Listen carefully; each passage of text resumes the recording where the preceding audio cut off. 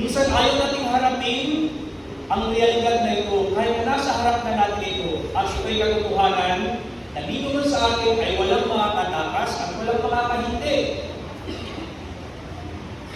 No? Dahil siguro natatakot tayo sa kamatayan ito. But you know what?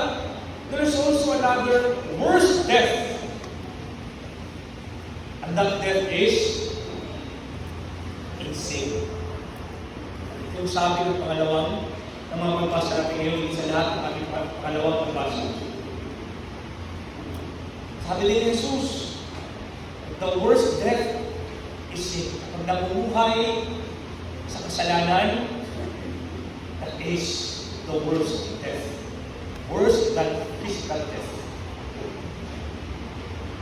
Pero kung ating titignan, sinabi rin sa ating Ebanghelyo na kahit may kasalanan, makakatagpo pa rin tayo ng buhay at pagkabuhay.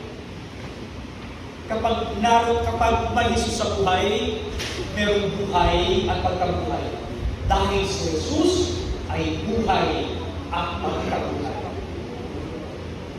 Kaya kung ating narinig sa ating Ebanghelyo, si Jesus, nang nabalitaan, ang sinabi sa kanya na may sakit si Lazaro, at kung ating titignan, si Jesus pala ay may mga kaibigan din. Si Jesus ay may mga binamahal na lumus-lumus na mga kaibigan. Si Maria, Marta, at Lazaro. At nang nabalitaan ng nagkasakit si Lazaro, nais ni Jesus na pumunta at bisitahin si Lazaro. Pero ipinagpalipan muna ni Jesus ang 2 araw. At nang dumating si Jesus, hinanap niya si Lazaro. Pero nang dumating siya, 4 na araw nang patay si Lazaro. Pero nang nalaman niya 4 na araw nang patay si Lazaro, ano ang naramdaman ni Jesus? Siya ay umiyak.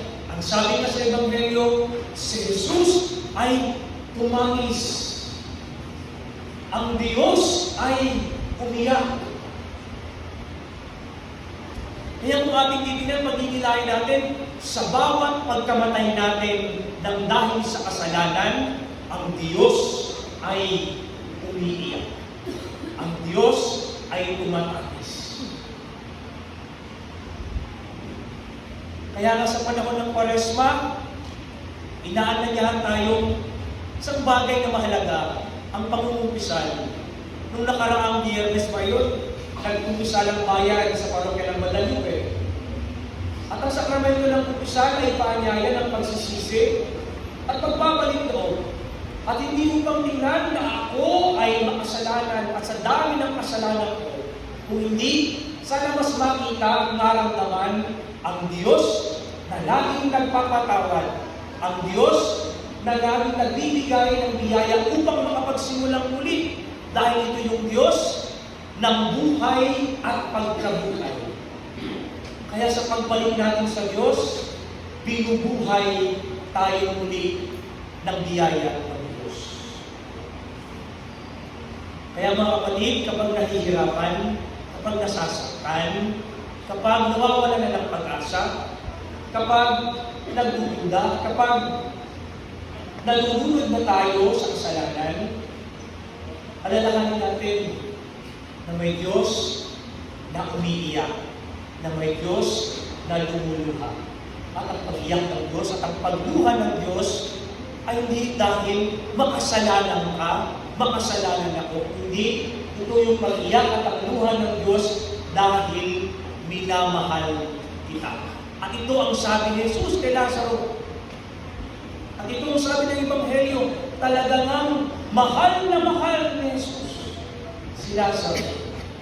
At ito rin ang sabi ni Jesus sa atin, mahal na mahal kita.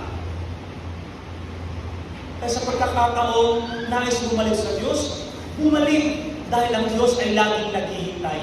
Ang Diyos ay laging nagpapatawad. Ang Diyos ay laging nagmamahal. Ang Diyos ay laging nakikinig.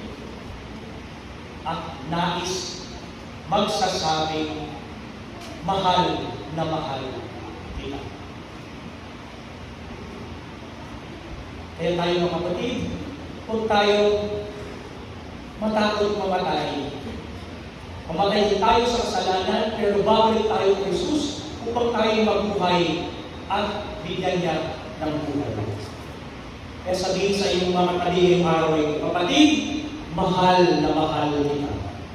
Kapatid, mahal kita kahit nakasar ka. Diba? Sarap magplastikan, ano? Why? From the heart, yes, from the heart. Oo.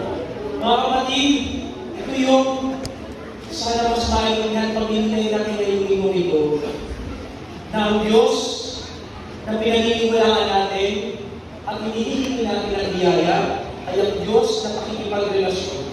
Ang Diyos, ang sabi ko nga sa bawat isa ng Diyos na ito, ay hindi upang sirain tayo. Ang Diyos na ito ay upang maging maayos tayo. Kaya nga, anong ginawa niya sa kanyang kaibigan si Lazaro? Si Lazaro ay nabuhay. Kaya nga, tingnan natin ang sabi ni Jesus, kamatayan ka lang. Diyos ako ng buhay, ang Diyos ako ng pagkabuhay. Ito ang Diyos natin. Ito si Jesus na nagmamahal sa atin. Kaya huwag matatakot sa kamatayan. Kaya huwag magpalunod sa kasalanan. Bumalik kay Jesus, tumingin kay Jesus, na mag-aalay, magbibigay sa atin ng buhay at pagkabuhay. Dahil ito yung Diyos na nagsasabing mahal na mahal kita. Pag sinayin na po ang lahat, sa sabay ng